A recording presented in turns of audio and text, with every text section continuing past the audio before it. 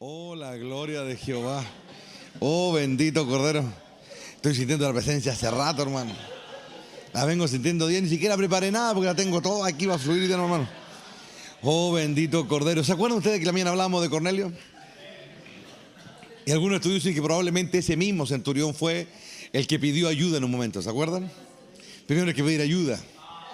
Oh, bendito Cordero. Primero hay que pedir ayuda. Primero hay que clamar, primero tiene que venir la prueba, la necesidad. Primero tiene que estar a punto de morirse uno de tus siervos que más amas para que logre llegar a Él. Pero hay siempre un propósito en todas las cosas. ¿Se dan cuenta, no? ¿Se dan cuenta? ¿Se dan cuenta que Jesús quiso ir a la casa de Él? Y Él le dijo, no es necesario, le dijo.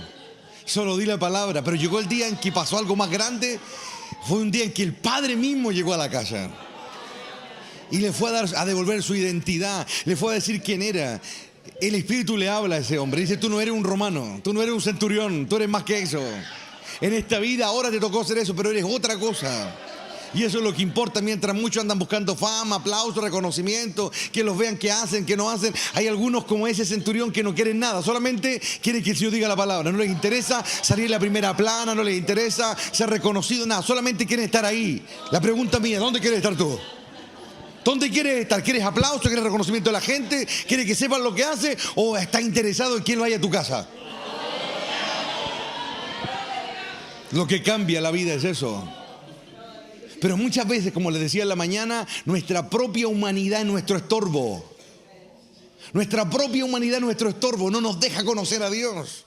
Nuestros propios pensamientos son nuestros estorbos, nuestros temores, nuestros miedos, nuestros dilemas, nuestra forma de ser, nuestro pecado oculto no nos deja ver a Dios. Pero muchas veces, a veces no es necesario que venga Cristo a la casa. Antes que Él llegue tiene que llegar la palabra. Y cuando llega la palabra las cosas cambian. Y cambian de verdad. Y cambian para siempre. Y yo me gozo en eso. Muchas veces creemos que tenemos cosas y no las tenemos, hermano. A veces creen que somos valientes y no somos valientes. Porque a la hora de creer no creemos como debiéramos. Para Dios creer es valentía. Para Dios creer es valentía. Para Dios dudar es cobardía. Para Dios estar ahí que la pienso, que no, eso es temor, eso es miedo. Eso es atadura. Que el que se la juega se tira, hermano, ¿o no? Pero muchas veces creemos que tenemos cosas y no las tenemos. Entonces ahí cuando tenemos que jugar el rol del honesto. Voy a ser honesto con Dios. Le voy a reconocer que esto y esto otro yo no lo sé hacer. Y voy a aprender a hacerlo bien. ¿Se dan cuenta o no? Mucha gente llega a las iglesias y en las iglesias lo único que le quiere meter Biblia. Le hacen el cursito, las 4 leyes espirituales. Cristo. Pero ¿de qué sirve eso al final? ¿De qué sirve eso si el carácter no es transformado? ¿De qué sirve eso si mi corazón no está dispuesto a ir más allá? Yo quiero ir más allá. Yo quiero encontrar cosas que no he encontrado. Yo quiero recuperar mi identidad perdida. Jesús le dijo, como les decía en la mañana, a muchos ahí a las afueras del templo. Yo era antes que Abraham, dijo. ¿Se acuerdan, no? Yo era antes que Abraham y eso le rompió el cerebro a medio planeta. ¿Cómo él podía decir? De hecho, alguna gente por ahí le dice, ni siquiera tiene 50 años y dice que conoces a Abraham. Sí, dice, Abraham me conocía. ¿O no? ¿Por qué Juan el Bautista estremece a aquellos que van a escucharlo al desierto predicar? Porque Jesús dice, no hay hombre nacido de mujer más grande que Juan, dice el Bautista. Luego que él les habla un poco acerca de la trascendencia de este gran hombre, de este hombre que prepararía el camino, ¿no es cierto?, al Mesías. Jesús dice, él es Elías, dice. Oh, bendito Cordero. Oh, sí, Padre. Todos miran y nadie entiende. Pero para entender es más que escuchar. Para entender hay que ver. Porque cuando Cristo caminó en la tierra, mucha gente lo siguió. En un momento miles lo seguían literalmente. Pero la pregunta es de los miles que lo siguieron, ¿cuántos lo terminaron de entender? Un grupo reducidísimo. ¿Por qué? Porque no se trata solo de escuchar. No se trata solo de ver. Se trata de entender y participar. Y al participar mi vida cambia. Al participar mi entendimiento evoluciona. ¿Saben qué? Pedro le dice en un momento a Jesús, yo voy contigo a la muerte, le dice. Y Jesús le dice, no vas a ser capaz de eso. Porque la pelea que ahora se viene es una pelea que tú no conoces. La batalla que ahora se viene excede tus expectativas, excede tu conocimiento. ¿Se dan cuenta, no? Pero cuando el Señor le dice, si tú crees que soy yo, ven. Él se tiró, era valiente. Se tiró al agua porque valentía es fe. Como le decía, Ahora, muchas veces nosotros no nos descubrimos nosotros mismos, no podemos encontrarnos. Andamos perdidos, como diría un griego, en el limbo y no podemos encontrarnos dónde estamos, quiénes somos, lo que tenemos que hacer. Y nos enredamos y el diablo usa ese enredo. Porque el diablo, ¿qué es lo que quiere? Que los hijos de Dios no logren entender el camino del Padre. Lo que el diablo quiere es que los hijos de Dios se entretengan con religión, se entretengan con liturgia, se entretengan con forma, hacerles perder la vida y el tiempo en eso. Muchos quieren venir al Señor, pero para ellos es mucho más importante su pareja, por ejemplo. Es mucho más importante su padre, es mucho más importante su hijo, es mucho más importante su trabajo. Y Dios dice, así no me vas a entender nunca. Así jamás me vas a entender. Porque para poder entender al Señor hay que dejarlo todo. Yo no puedo pretender conocer al Señor Jesucristo, conocer al Padre, si yo no estoy dispuesto a dejarlo todo. Porque esa fue la encomienda y fue la demanda que Cristo interpuso ante todos aquellos que en un momento pretendían seguirlo. Le decía, si ustedes no son capaces de dejar esto, y hace una lista grande de cosas que realmente cuesta dejar. Él dijo, no son dignos de mí. Y no es que el Señor quiera que alguien cuando se convierta deje al Padre, no. La Biblia dice que Él dice aquel que no es capaz de, es decir, el desafío va a estar. Porque tú y ni yo no sabemos las contrariedades a las que nos veremos enfrentados en el momento de tomar en serio a Dios. Porque ir a la iglesia no es tomar en serio a Dios. No, participar en una congregación determinada no es tomar en serio a Dios. Mucha gente ha calentado banca, hermano, por décadas. Y el día que se muera se van a ir al infierno igual. Entonces estar en una iglesia no significa nada, significa estar delante de Dios. Porque cuando nuestro Señor llegó al templo, ¿se recuerdan? Y ve, ¿no es cierto?, todo lo que están haciendo, toda la gente que participaba de esa idiosincrasia, de esa liturgia, de todo lo que sí estaba plenamente convencida de que la estaban haciendo de oro. Vendían, cambiaban, y cuando entra el Señor y ve lo que están haciendo, todos sabemos la famosa historia de Jesús y los cambistas. Es un azote de cuero y les comenzó a pegar a todo. Y los trató de ladrones, los trató de lo peor, cueva de ladrones. En eso convirtieron la casa de mi padre. Entonces mucha de esa gente llevaba toda su vida ahí. Muchos de los judíos que ahí estaban era lo único que les quedaba después de la invasión romana. Era lo único a lo que se aferraban. Es decir, para ellos el tema de estar en el templo era un tema serio. No era un juego. Pero cuando apareció Jesús, que pesa la realidad y dice las cosas como son, los trató a ellos de ladrones, los trató de cueva de ladrones. Y bueno, y toda su liturgia, toda su comunión, entre paréntesis, los sacerdotes, los maestros y todos los que se dedicaban a la vida de liturgia, todos los ofrendantes que llevaban, ¿no es cierto?, sus animales, etc. ¿Dónde quedan? ¿En dónde que han parado toda esa gente? Esa es la pregunta. Entonces hoy día, 2000 años más tarde, al otro lado del planeta, acá en los confines, ¿no es cierto?, de la Tierra, en Chile, en Temuco, en este lugar y en cualquier otra parte, la pregunta es muy simple. ¿Yo me salvo porque voy a la iglesia? ¿Salvo porque participo de una congregación donde son bien alegres y alaban a Dios? ¿Me salvo por eso? ¿O me salvo por tomar en serio a Dios? Debo tomar en serio a Dios, po. Y el tomar en serio, Dios va a pesar mi seriedad en la directa proporción de cuán involucrado estoy, de cuán dispuesto estoy a arriesgarme en esa empresa, por decirlo de alguna manera. ¿Me entienden? Cuán dispuesto estoy a jugármela por Él. Pero mucha gente quiere servir a Dios, pero le tiene más miedo a la mujer que a Dios, por hermano. ¿O no? ¿O no? Es verdad, po. Muchos más le tienen más miedo a la mujer que a Dios, po. O le tienen más miedo a un jefe. O le tienen más miedo a la suegra. Bueno, ¿quién no le tiene miedo a la suegra? Yo no, yo fui libre ese bicho. Pero le tenemos miedo, o le tenemos respeto, o nos intimidamos ante muchas otras circunstancias, o más bien dicho, le respetamos o tememos más a otras circunstancias que a lo que Dios piense de mí. Y yo he conocido gente así, ustedes también, que saben que Dios es real, saben que Dios existe, pero prefieren seguir el camino de los macabeos, por mano. Y prefirieron ceder ante la presión de la mujer que le pintó el mono y prefirieron irse detrás de la mujer y dejar a Dios, sabiendo que lo que Dios decía era verdad. ¿Se da cuenta que hay un momento en la vida en que si no recobramos nuestra identidad, esto es un ejemplo, hay muchos otros, si no recobramos nuestra identidad y no sabemos dónde estamos parados, ¿cómo vamos a enfrentar, hermano, al enemigo? Si cuando el diablo viene, hermano, no te va a tirar, hermano, no te va a tirar balas de plumas, por hermano. Las balas del diablo matan. El diablo no viene a jugar, ¿me entienden? Las tinieblas, la infinidad de demonios que están rodeando la faz de la tierra, no están jugando a los ser demonios, hermano. Ellos toman en serio esta guerra. Y la toman más en serio con aquellos que están dispuestos a servir a Dios. Entonces ahora yo entiendo por qué Jesús, en un momento, cerca de 10.000 personas según los estudiosos, lo siguen, le llevan enfermo, es el boom del momento. Y al final yo veo un grupito de 120 que llegan nomás, por mano. Es decir, poquito más, el 1.2% de 10.000. Son los que llegan casi católicos, menos mal que era 1.2. Hay un momento en que uno se da cuenta de que se trata, hermano, de lo que soy. Hay un momento en que mi fe va a ser probada.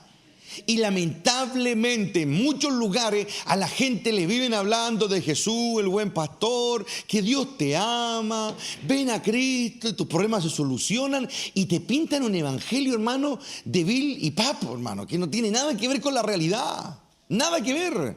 Seguir al Señor es un camino súper difícil. Y se los digo ahora. Seguir a Dios y tomarlo en serio, hermano, es ponerle un precio a tu cabeza.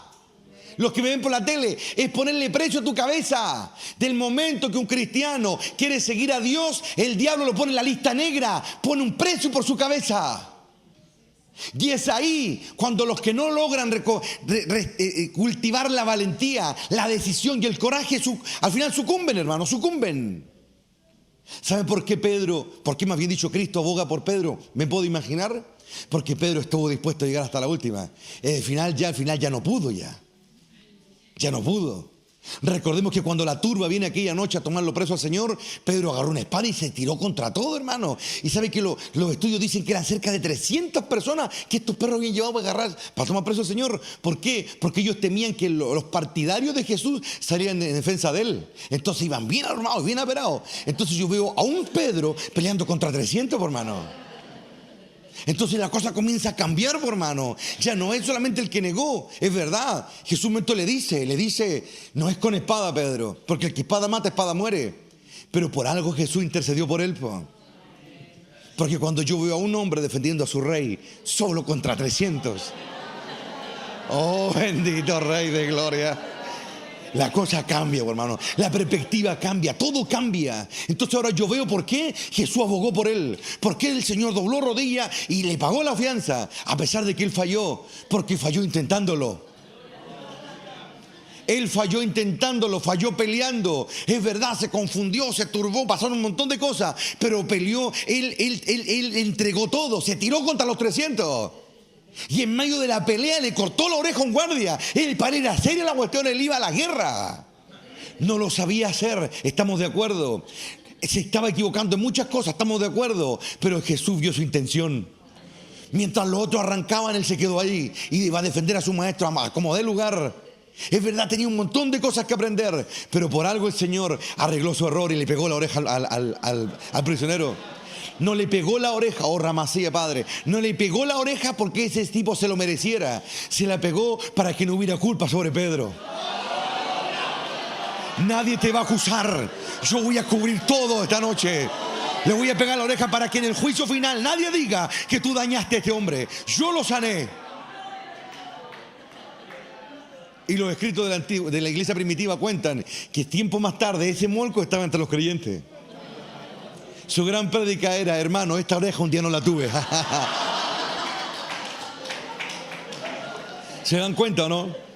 Así pelea Dios. Dios está muy interesado en que los hombres entiendan quién es Él y qué es lo que tienen que hacer. Dios quiere que los hombres entiendan que el cobarde no tiene parte con Él. Dios entiende que muchas veces nos sintamos intimidados por situaciones, pero Dios dice, yo estoy contigo. Tienes que hacer lo que tienes que hacer. El diablo va a venir con 1000 amenazas. Te va a decir, no vas a ser capaz. Ese valle no lo vas a superar. Esa prueba no la vas a superar. Pero déjame decirte que son espejismos. Son espejismos.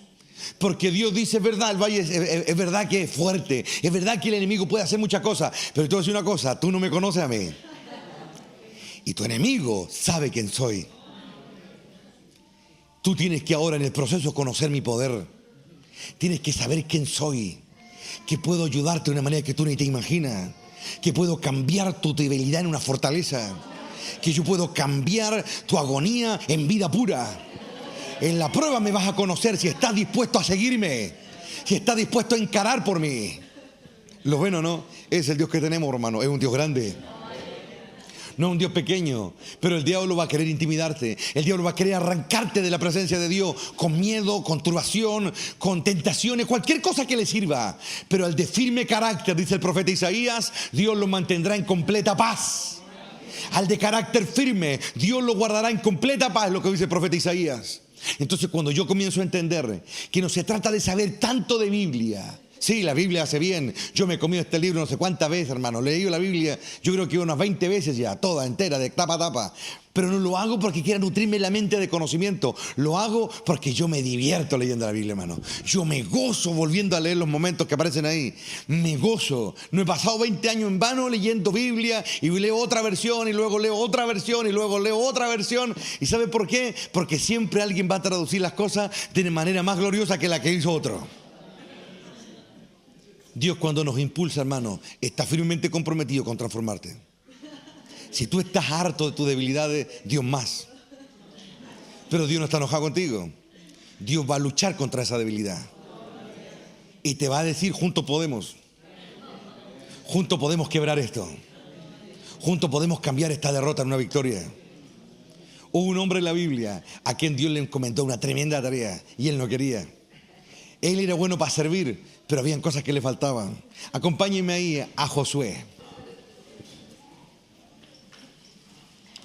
Oh, bendito Cordero. Oh, Pedro, nadie te va a acusar de nada. Oh, la gloria, hermano. Hay que meterse en este cuento, hermano. Josué capítulo 3, verso 1 en adelante, dice la Biblia. Temprano en la mañana siguiente, dice Josué, y todos los israelitas salieron de la arbolada de las acacias y llegaron a la orilla del río Jordán, donde acamparon antes de cruzar, dice. 3 días después los jefes israelitas fueron por el campamento y dieron al pueblo las siguientes instrucciones. Cuando vean los sacerdotes levitas llevar el arca del pacto del Señor su Dios, dejen sus puestos y síganlos, dice. Dado que ustedes nunca antes viajaron por este camino, ellos los guiarán. Quédense como a 1 kilómetro detrás de ellos. Mantengan una buena distancia entre ustedes y el arca.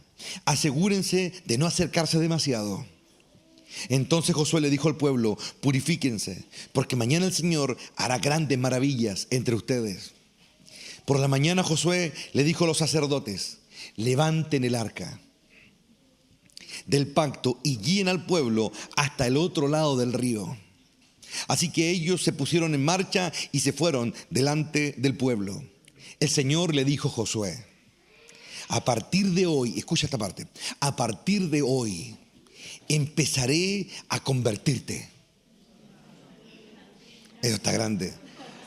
A partir de hoy comenzaré a convertirte en un gran líder a los ojos de todos los israelitas. Sabrán que yo estoy contigo como estuve con Moisés. Dales la siguiente orden a los sacerdotes que llevan el arca del pacto. Cuando lleguen a la orilla del río Jordán, den unos cuantos pasos dentro del río y deténganse allí, le dijo. Entonces Josué le dijo a los israelitas: vengan y escuchen lo que el Señor su Dios les dice. Hoy sabrán que el Dios viviente está entre ustedes. Sin lugar a dudas, Él expulsará a los cananeos, los hititas, los heveos, los fereceos, los gergeseos, los amorreos y a los jebuseos de delante de ustedes. Miren, dice, el arca del pacto que pertenece al Señor de toda la tierra los guiará, dice, al cruzar el río Jordán. Elijan ahora a 12 hombres de las tribus de Israel, uno de cada tribu, dice. Los sacerdotes llevarán el arca del Señor, el Señor de toda la tierra. En cuanto sus pies toquen el agua, la corriente de agua se detendrá río arriba y el río se levantará como un muro. Entonces los israelitas salieron del campamento para cruzar el Jordán. Y los sacerdotes que llevaban el arca del pacto iban delante de ellos. Era la temporada de la cosecha y el Jordán desbordaba su cauce. Pero en cuanto los pies de los sacerdotes que llevaban el arca tocaron el agua a la orilla del río, el agua que venía de arriba dejó de fluir y comenzó a amontonarse a una gran distancia de allí, a la altura, dice, de una ciudad llamada Adán, que está cerca de Zaretán. Y el agua que estaba río abajo desembocó en el Mar Muerto. Hasta que el lecho del río, dice, quedó seco. Después todo el pueblo, dice, cruzó cerca de la ciudad de Jericó. Mientras tanto, los sacerdotes que llevaban el arca del pacto se quedaron parados, dice, en tierra seca, en medio del lecho, mientras el pueblo pasaba frente a ellos. Los sacerdotes esperaron allí hasta que toda la nación de Israel terminó de cruzar el Jordán por tierra seca. Y la siguiente parte también es muy gloriosa. Dice, una vez que todo el pueblo terminó de cruzar el Jordán, el Señor le dijo a Josué, mira esta parte importantísima, ahora elige a 12 hombres, le dice. Uno de cada tribu, diles, tomen 12 piedras del medio del Jordán, del lecho ahí. Del mismo lugar donde estaban parados los sacerdotes, le dice. Llévenlas al lugar donde van a acampar esta noche y amontónenlas allí, le dijo. Entonces Josué convocó a los 12 hombres que había elegido, uno por cada tribu de Israel, y les dijo, vayan a la mitad del Jordán frente al arca del Señor su Dios. Cada uno de ustedes debe tomar una piedra y cargarla, dice, al hombro. Serán 12 piedras en total, una por cada tribu de Israel. Las usaremos para levantar un monumento conmemorativo. En el futuro sus hijos les preguntarán, ¿qué significan estas piedras? Y ustedes podrán decirles, nos recuerdan que el río Jordán dejó de fluir cuando el arca del pacto del Señor cruzó por allí. Esas piedras quedarán como un recordatorio en el pueblo de Israel para siempre. Así que los hombres hicieron lo que Josué les había ordenado. Tomaron 12 piedras del medio del río Jordán, una por cada tribu, tal como el Señor le había dicho a Josué. Las llevaron al lugar donde acamparon esa noche y construyeron allí el monumento. Josué también apiló otras 12 piedras. Josué apiló otras 12 piedras a la mitad del Jordán, en el lugar donde estaban parados los sacerdotes que llevan el arca del pacto. Y las piedras siguen allí hasta el día de hoy. Y hasta ahí quiero quedar. Y las piedras siguen allí. Cuando Josué, a diferencia de cómo lo muestran a veces en los documentales o en las películas que han hecho, no es un tipo en plena juventud, no tiene 40, 30 años, no. Josué tiene ya cerca de 80 años. Recordemos que él ha vagado por el desierto junto con Israel, producto del pecado de la nación, 40 años. Su hermano Caleb, hermano espiritual podremos decirlo, o de propósito, tiene 85 años. Él bordea entre esa edad, 80, 85 años. Esa es la edad de Josué. Y hay un momento en que ahora el peso de la responsabilidad cae sobre él, cae sobre la vida de Josué. ¿Se dan cuenta, no? Y ahora Dios le dice ya, ahora tú vas a dirigir la nación. Josué, han pasado 80 años, ¿no es cierto?, en que ha estado al lado de Moisés y ha sido fiel, ha sido leal, no ha sido un cobarde, porque recordemos la guerra contra los amalecitas. No fue fácil. Cuando Moisés bajaba la vara, Israel perdía y Josué lideraba a Israel y Josué peleó igual la guerra. Es decir, no era ese tipo de cobardía que nosotros pensamos. No era la cobardía de enfrentar a otro la que él tenía. Él tenía otro tipo de miedos. Entonces hay un momento en que ya tiene 80 años y Dios ha visto que ha quemado muchas etapas en su vida. Ha sido leal, ha sido fiel, ha peleado guerras, no solamente con los amalecitas, sino también con Sehón, Og y otros reyes antes de entrar, ¿no es cierto?, a la conquista de Canaán. Se ha visto involucrado en muchas situaciones. Ha sido un fiel siervo de Moisés, siempre al lado de Moisés. Es decir, el hombre ha pasado 40 años de su vida haciendo las cosas bien. Le ha creído a Dios, ha visitado la tierra prometida cuando era joven con su hermano Caleb, ¿no es cierto? Y los otros 10 espías, ¿no es cierto?, príncipes de cada una de las tribus, ¿no es cierto?, que conformaban la nación. Es decir, él siempre ha estado ahí, él no ha fallado nunca. Él fue uno de los 2 que le dice al pueblo de que hay que tomar la tierra. Él no se intimida por lo que ve allá, pero ahora tiene otro miedo. No el miedo de la guerra, no el miedo de pelear contra las naciones que están ahí, ¿no es cierto?, en Canaán. Él también apoyó de una u otra manera, aunque Caleb el que habla, que hay que subir y tomar la tierra. Es decir, él no tiene miedo, pero tiene otro miedo. Él siente que lo que Moisés tiene, no lo tiene nadie. El mismo miedo que siente Pedro cuando le dice, Señor, y cuando tú ya no estés, ¿quién va a hablar? Y Jesús le dice, no te preocupes, le dice, porque el Espíritu Santo os dirá lo que tendréis que decir. Entonces ahora Josué, siempre él asistiendo a Moisés, recordemos que murió de 120 años, tiene 40 años más que él, ¿no es cierto? Siempre él acostumbrado a ir en cualquier encrucijada ante Moisés. Moisés era el hombre sabio, era el maestro de Israel. El hombre que habló cara a cara con Dios. Y hay un momento en que vemos a este Josué que siente que ya no hay alguien a quien acudir.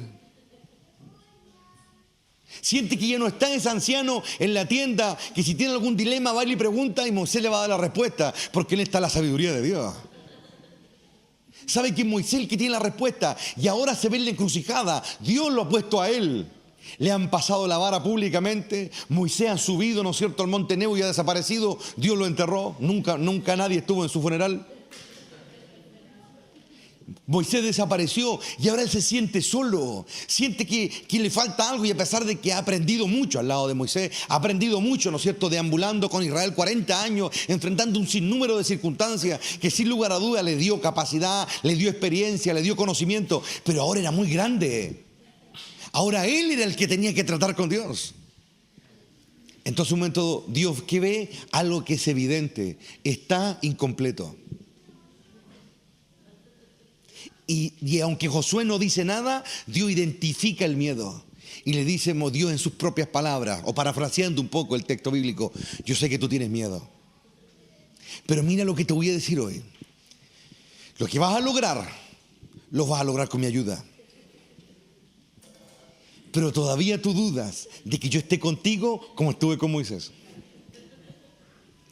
Dios se lo dice, y a pesar de que él no tiene un mediador, un intermediario para hablar con Dios, de alguna manera Dios habla con él, no sabemos cómo, pero Dios habla y le dice las cosas. Pero a pesar de que Dios se las dice, él todavía no lo puede digerir. Entonces hay un momento en que Dios ve que eso nos pasa, que Dios nos dice las cosas pero no las podemos digerir. Las sabemos, las podemos repetir, las podemos enseñar a otro, pero no las tenemos. Entonces Dios, hermano, hace lo que yo encuentro aquí maravilloso aquí en este pasaje. A partir de hoy comenzaré a convertirte. A partir de hoy voy a hacer lo que en 40 años tú no pudiste hacer. Porque fuiste leal, fuiste fiel, fuiste esforzado, me seguiste a mí, seguiste a Moisés, y ahora estás solo y ahora me necesitas. Como ningún hombre sobre esta tierra ahora me necesita. Y yo voy a estar contigo. Y voy a comenzar a convertirte. Ese es un llamado glorioso de Dios. Porque muchos necesitan que Dios les diga eso. Yo te voy a convertir. Yo voy a cambiar lo que tú no puedes cambiar. Yo voy a hacer lo que tú no puedes hacer. Voy a comenzar a hacerlo. Entonces Dios le dice a Moisés y le dice a los líderes: prepárense porque van a cruzar el río. Ese río que durante 40 años solamente miraban, ahora lo iban a cruzar. Ese río iba a convertirse en muchas cosas. Se iba a convertir Josué en una frontera, en un límite.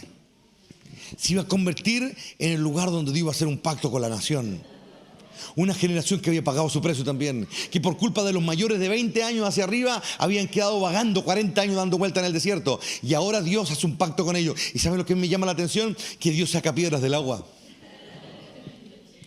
Y le dice a Israel: busquen 12 representantes de cada tribu. Ya no más príncipe, busquen a alguien nomás, dice. No quiero cargo, no quiero título, no quiero nada. Busquen a uno que hable por cada tribu. Y cuando mis sacerdotes se paran en medio del río, la Biblia cuenta que varios kilómetros arriba, ellos cruzaron más o menos el Jordán a la altura de lo que era el antiguo Jericó. 1, 2, 3, de 5 a 6 kilómetros arriba había otra ciudad llamada Adán. Y las casualidades de la Biblia no están por la pura, hermano. Oh, bendito Rey. El agua, como nosotros quizás nos imaginamos, no se paró ahí un poquito metro más allá, no. Se paró allá arriba, en una ciudad que se llamaba Adán. El agua se había estancado en Adán. Como una muralla, se estancaba. Y todos la vieron, pero Dios está hablando de muchas cosas al mismo tiempo. La gran conciencia divina que supera nuestras pobres y débiles mentes está diciendo muchas cosas. En Adán se pararon muchas cosas. Pero tú, Josué, ni siquiera te imaginas qué nombre tienes. Porque Josué es el hebreo de Jesús. Es la traducción de Jesús, para los que no lo saben, afuera sobre todo. Y hay un momento en que allá todas las aguas, todas las bendiciones, todo el propósito que se estancó en Adán, todo el mundo lo va a ver. Y todo el mundo va a ver que lo que corrió, como lo dice el texto, parece obvio, pero no es obvio. Y las aguas que quedaron, todas, dice, desembocaron en el mar muerto. Todo lo que había pasado, todo lo que Adán hizo va a terminar en el mar muerto. Pero ahora yo hago un pacto contigo. Yo hago un pacto contigo, Josué. Saquen piedras del río donde han estado sumergidas en el agua, donde en un tiempo en que, cuando dice los tiempos de la cosecha, el tiempo en que se desbordaba el río por las lluvias excesivas, ¿no es cierto?, del norte de Israel, desembocaban y el río aumentaba, es un proceso, ¿no es cierto?, geológico, natural. Y en ese momento Dios le dice: vas a ver las aguas para sacar piedra, y lo más glorioso, te las vas a llevar de aquí, le dice. Te las vas a llevar, y donde acampen esta noche, que fue en Gilgal, ahí las van a amontonar. Y cuando tus hijos te pregunten por qué estas piedras están aquí, oh bendito Rey, tú les dirás que yo, el Señor, paré las aguas en un muro. Y las aguas, mientras fluían, se levantaban a un muro que se veía a kilómetros, hermano. Y eso sembró el pánico entre todos los que habitaban Canaán. El Dios de los hebreos estaba haciendo algo impresionante. Dios quería que todos vieran. ¿Se dan cuenta, no? Y hay un momento tan glorioso, porque Dios le dice a Josué: ahora saca 12 piedras de ahí, llévatela y tráeme 12 piedras más. Y me las deja aquí, donde estaban los sacerdotes. Déjame 12 piedras. El pacto entre tú y yo lo vamos a hacer en el caudal. Y Jesús dijo: el que cree en mí, de su interior van a fluir ríos, dijo. Ese es el pacto del Cordero. Él hace el pacto donde fluyen los ríos. Él se encuentra con sus hijos. Oh, Rabaca y Sarai. Él se encuentra con los suyos. Desde que el mundo es mundo, alrededor de todo el mundo, donde los ríos corren, donde hay libertad para adorar, donde hay libertad para orar, donde la gente clama a voz en cuello, donde hay libertad para proclamar la grandeza de Dios. Ahí las piedras se juntan. ¿Y qué dice la voz de este mundo? Haz que se callen. ¿Y qué responde el Cordero? Si ellos se callan, las piedras van a hablar. Las piedras van a hablar. Es lo que Jesús decía cuando iba entrando, ¿no es cierto?, en la última semana de su vida, ¿no es cierto?, a Jerusalén. La gente decía: hosana al Rey que viene. Y sus opositores, aquellos que se le negaban, decían: cállalo, no puede decir que digan eso. No puede ser que digan eso. Y él dijo eso: las piedras van a hablar, dijo. Y las piedras siguen hablando. Aún debajo del agua las piedras siguen hablando. Y el cronista termina diciendo en el capítulo ese que leímos el último, dice: y esas piedras están ahí, dice, hasta el día de hoy. Hasta el día de hoy están ahí. Entonces yo comienzo a entender, hermano, de que Dios a nosotros lo que nos quiere es completar. Dios quiere que los hijos se completen. Y Dios los completa diciendo: tú vas a hacer esto, esto y esto otro. Es cuando Dios no te pide permiso. Es cuando Dios te dice: tú vas a ir donde yo te mandé, vas a decir lo que yo te diga. Y ahí es cuando Dios abusa por amor de su fuerza y poder. Cuando ya no te ve capaz, cuando te ve como a Josué, ahí intimidado, y usted dice: mira que te estoy mandando que te esfuerces y sea valiente, porque lo que vas a hacer lo vas a hacer. Y tratar con Dios da miedo, hermano. Los que han tratado con Dios han salido aterrorizados de su presencia, porque Él es temible. Los salmos lo dicen: Jehová es temible en su presencia. Pero hay un momento en que Dios usa esa temeridad para impulsarte. Y cuando la gente comenzó a pasar y los sacerdotes tenían el arca en los hombros y veían que no había agua, y todos pasaban y veían los sacerdotes, eso, hermano, es un pacto. Muchas veces creemos que tenemos cosas y no las tenemos. Por eso no logramos dar pasos. Por eso no logramos salir de circunstancias. ¿Y qué es lo que necesitamos? Tener conversaciones sinceras con Dios, como la que probablemente tuvo Josué con Dios. Y Dios le decía: hay muchas cosas que tú no tienes. Y Josué le dijo: es verdad, no las tengo. Entonces las vamos a hacer juntos, le dijo. Y desde hoy voy a empezar a convertirte ante los ojos de todos. Y ese Josué que tenía miedo, ese Josué que no estaba seguro de muchas cosas, cuando cruzó el Jordán se convirtió en otro hombre. Cuando el arca del pacto, algo muy parecido a lo que tenemos acá, fue tomada por los sacerdotes y fue llevada adelante, Dios iba abriéndole un camino. Y Dios necesita que tú y yo entendamos que ese camino lo abre Él. Pero tú tienes que ser valiente, porque tú no puedes esperar ver la gloria de Dios sentado en el living de tu casa, por hermano. Tú no puedes esperar conocer el poder de Dios sin arriesgar nada, por hermano.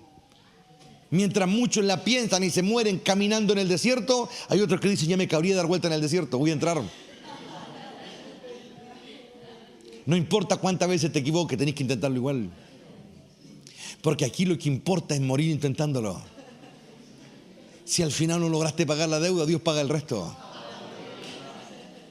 Es como la paradoja que ocurre allí en la historia del buen samaritano.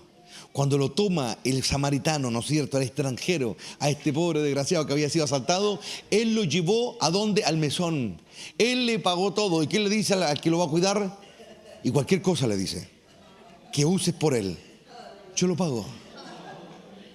Yo voy a volver. Yo voy a volver y quiero que tú lo cuides. Y cualquier cosa que él te deba, yo te la voy a pagar. Ni siquiera te la va a pagar él cuando se mejore, yo lo voy a pagar. Y eso es lo glorioso, porque Dios te dice, cuando te mejores, no te preocupes por pagar, solo alábale. No te preocupes por ponerte al día, solo adora. Solo exalta al Rey del cielo y proclama su grandeza. Oh, bendito Cordero. Benditos son aquellos, Denise, que quieren ver la gloria de Dios.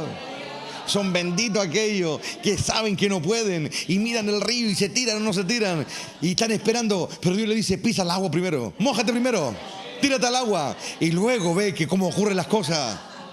Oh, bendito Cordero de Dios. Hay mucho, oh bendito Cordero, hay muchos hermanos que confunden la paciencia con el miedo.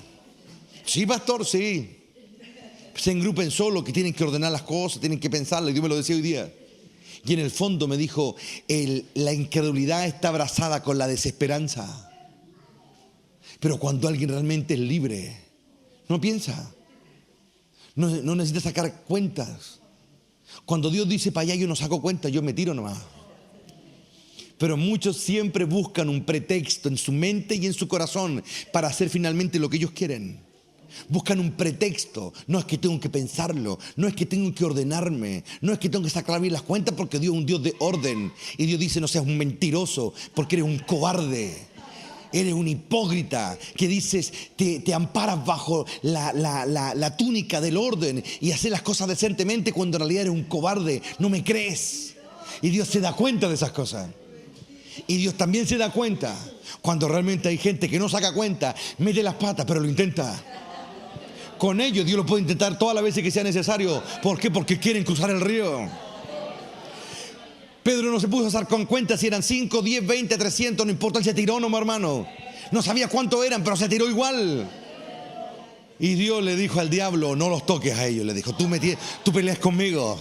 Oh, bendito Cordero. Cristo le dijo, ustedes me quieren a mí, a ellos déjenlos en paz. Estaba cumpliendo las escrituras. Consumado es. ¿Sabe qué significa? Pagué mi precio entero. Pagué mi precio entero. Ya llegará el día en que ellos dirán consumado es. Pero esta noche es mía, dijo el Rey de Gloria. Esta noche es mía, dijo el Rey eterno, el Hijo de Dios, el único heredero que Dios tiene, el único que quedó a su lado y el único en quien le hizo reposar toda la autoridad, todo el poder, todo el gobierno y todo el dominio. Por eso le dio un nombre que es sobre todo nombre, porque cuando vino la pelea, Jesús le dijo a las tinieblas, le dijo a sus enemigos, esta pelea es mía, ustedes vienen contra mí, no contra ellos. ¿Se dan cuenta o no? Me encanta esto, hermano. A mí me encanta, porque antes que nazca el coraje hay que sentir miedo.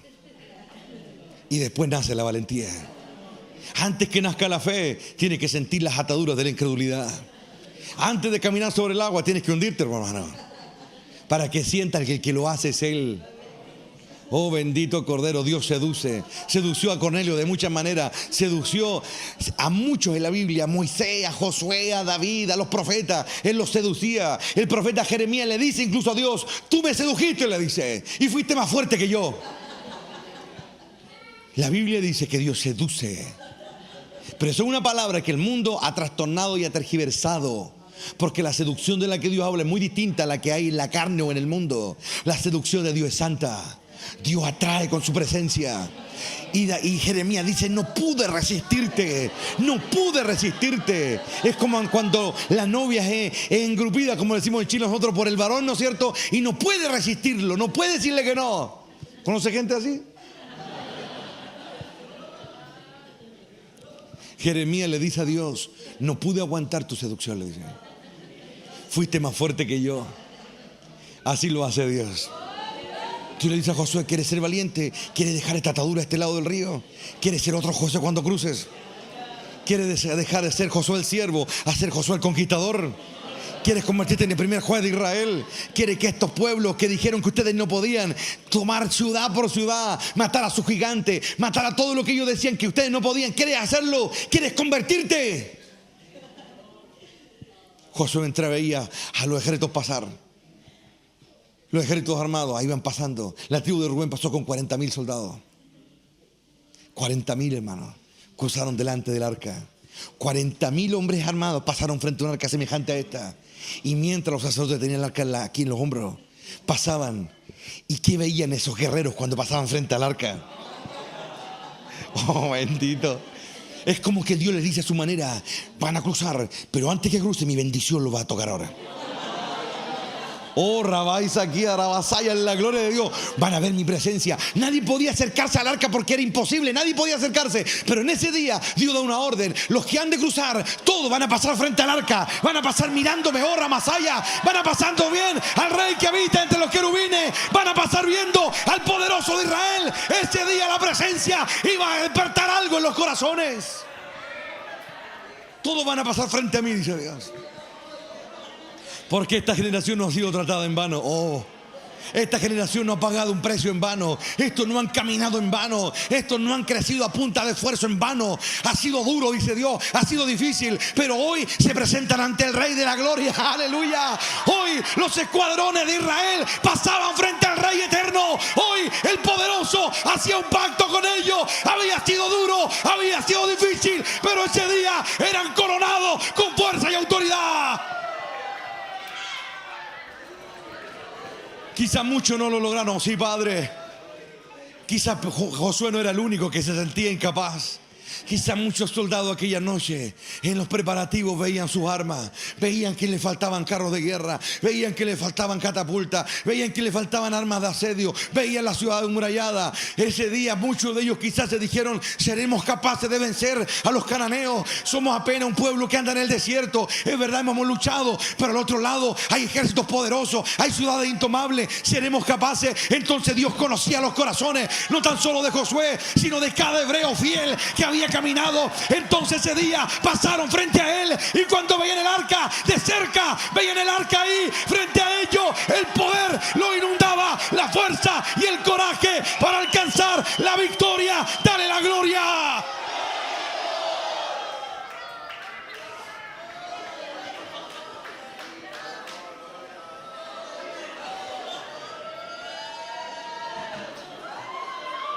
En la gloria de Dios, las tinieblas se revuelcan esta noche.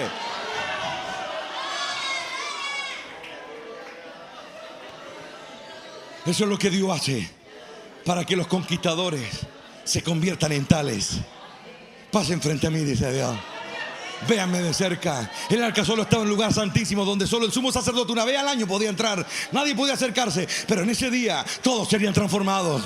En ese día todos aprenderían a gritar. En ese día ese pueblo gritaría y Jericó caería. Eso es lo que Dios hace. Dios conoce a los que están con Él. Dios sabe a aquellos que quieren y no pueden. En ese día no solo Josué fue convertido, una nación se convirtió en la nación más poderosa de la tierra, porque Él estaba frente a ellos. De los que esta noche quieren vivir el reino así, vengan aquí a la presencia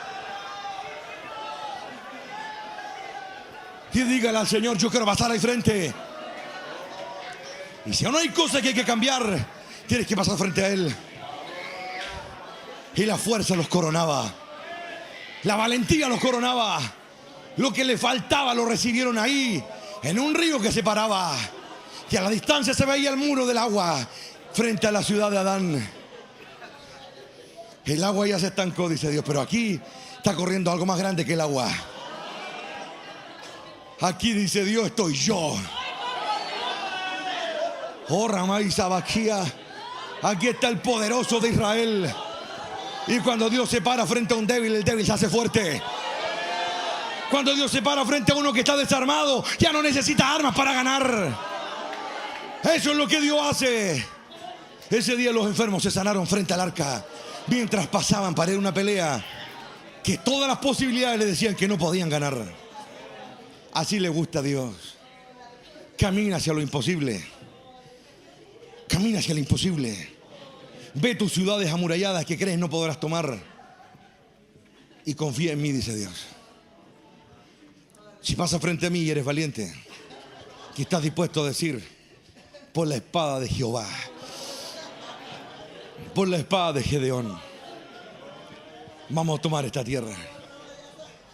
Voy a alcanzar la bendición. Llegaron a la ciudad más impugnable de Canaán, la fortaleza de Jericó. Ciudades con doble muralla, capaz de resistir asedio por años. En 7 días cayó. Israel no tiró ninguna flecha, cayó sola. Porque tomaron esa misma arca, un pelotón de soldados adelante, en medio del arca con los sacerdotes, otro pelotón de soldados atrás y adelante Josué. La rodearon 6 días y en el 7º día la rodearon 7 veces. Y Josué le dijo: miren bien la ciudad. Y hoy van a gritar, dijo. Fueron los hombres tratados en el desierto los que gritaron. Fueron los hombres que, a pesar de la imposibilidad, al ver que las estadísticas estaban en su contra, no tenían cómo ganar a los cananeos. No solo estaban mejor armados, no solo estaban mejor asentados, habían raza de gigantes, los nefilim, tipos de 3 metros de altura. Eso eran los gigantes, eso eran los enemigos que tenía Israel. Pero ellos decidieron confiar en Dios, porque vieron como una generación, la anterior, la que había salido de Egipto, no le creyó a Dios. Y porque no le creyeron, se murieron. Pero a la gente le gusta irse a lo seguro. A los cristianos muchas veces les gusta irse a lo seguro. Si no se aseguran la cuestión, si no hay una carta bajo la manga, no se tiran. Yo les pregunto a ustedes y a los que me ven afuera: ¿será eso lo que Dios espera? Por eso yo les decía al principio, yo puedo estar años, décadas en una iglesia, y si no soy capaz de demostrar mi fe, si no soy capaz de dar la cara por Dios, si no le he ganado a nadie, entonces la pregunta que me va a hacer Dios algún día va a ser esta: ¿tú me conoces? Pero Señor, si yo cantaba en la iglesia, yo predicaba, bueno, está ok, tú cantabas y predicabas, pero a la hora de arriesgar por mí, ¿arriesgaste por mí? ¿Qué arriesgaste por mí? Dios te va a decir a ti y a todos nosotros: yo arriesgué por ti. Yo arriesgué la vida de mi hijo por ti. La arriesgué porque muchos no han valorado la sangre del Cordero. ¿Y cómo no la han valorado? Con sus acciones. Porque muchos de los que asisten a iglesias predican la sangre de Cristo, pero ahora los que no la honran. Y hay otros que sí.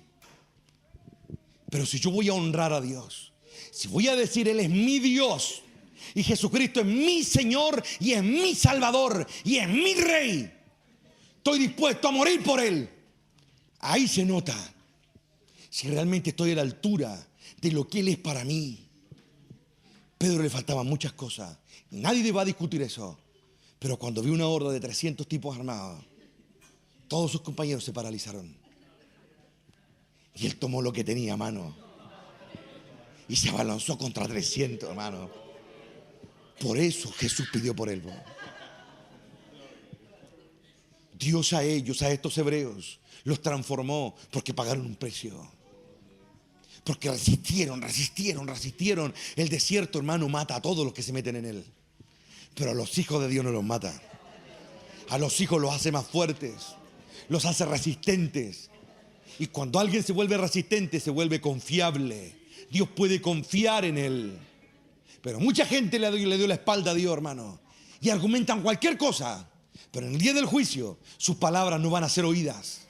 Nadie va a escuchar a alguien que se justifique por haber dejado a Dios.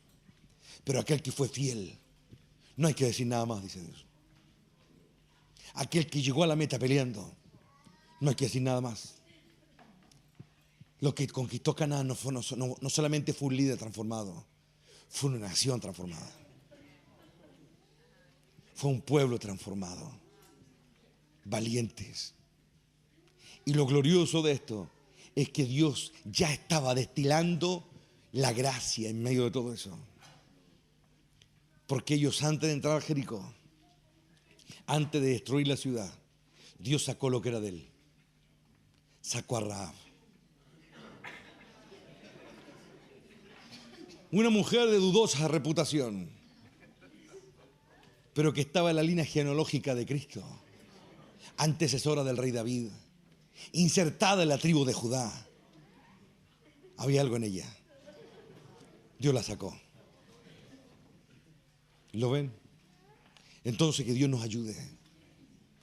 Que hay que convertirse en lo que tenemos que ser.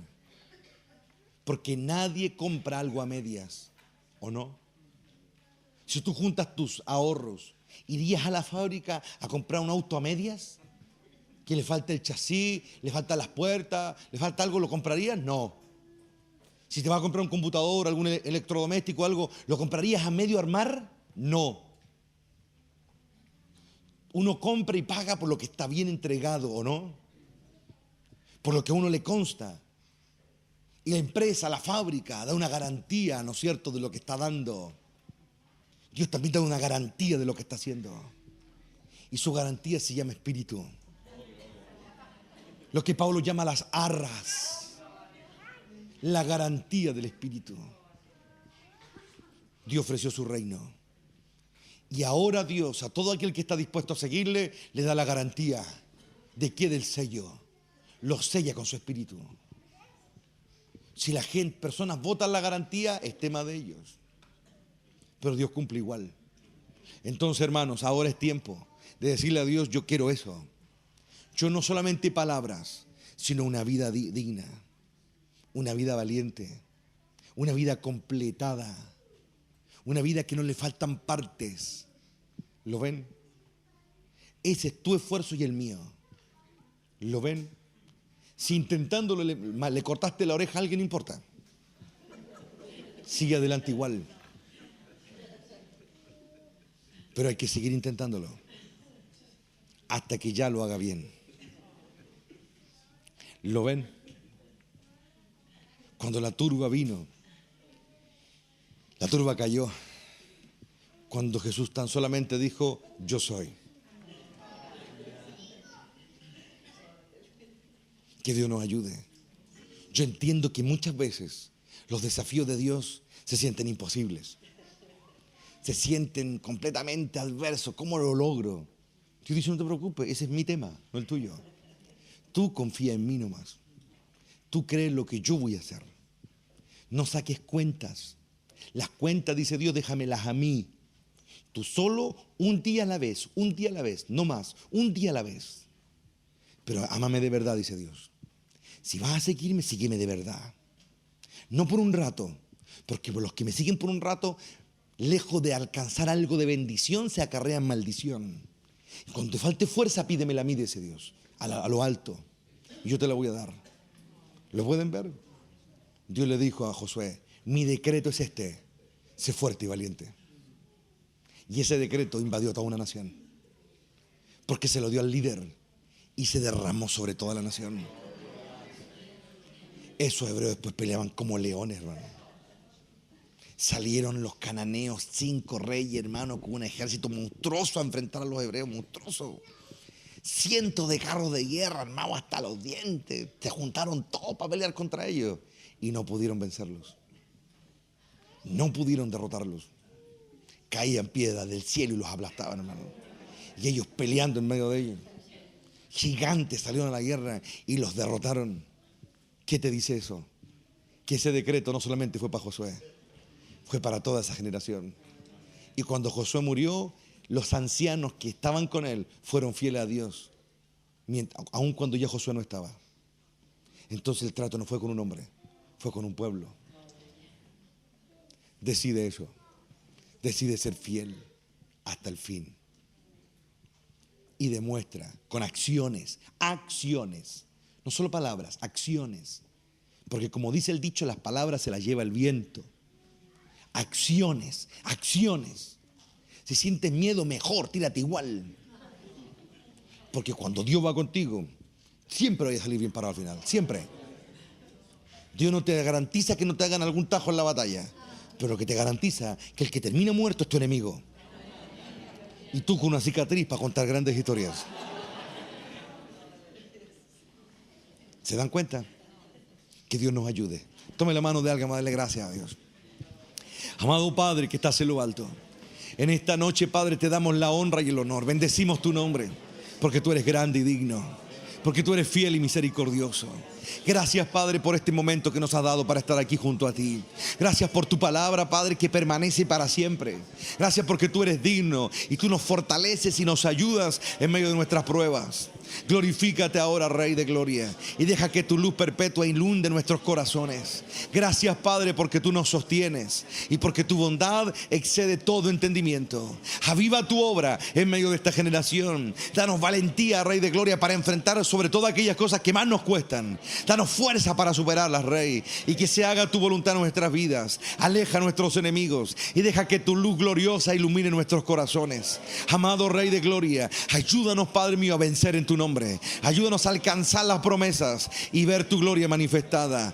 Tuyo es el reino, Padre, desde ahora y para siempre. Tuya es la gloria desde ahora y para siempre. Tuyo es el poder desde ahora y para siempre. Tuya es la alabanza desde ahora y para siempre. Y todos aquellos que lo creen dicen: 1, 2 y 3. Gloria a Dios, gloria a Dios, gloria a Dios para siempre.